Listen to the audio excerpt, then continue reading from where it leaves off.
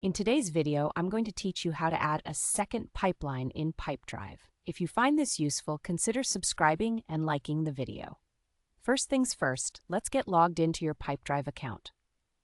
Once you're in, look for the left sidebar on your screen. From there, navigate to the Deals section.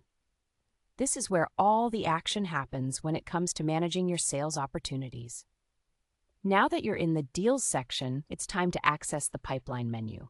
Look towards the top right corner of your screen, and you should see a drop-down menu displaying the name of your current pipeline.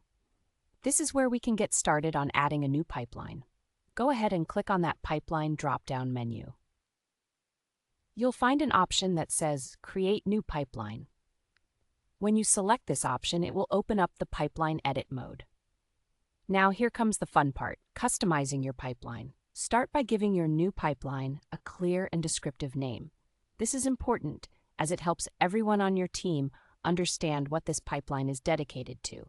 For example, you might want to name it based on a specific product line, a sales region, or even a particular sales motion you're focusing on. Make sure it's something that's easy to remember and reflects its purpose. Next, let's personalize the stages of your new pipeline. You can add, rename, or reorder the stages to accurately mirror the steps that your deals typically go through.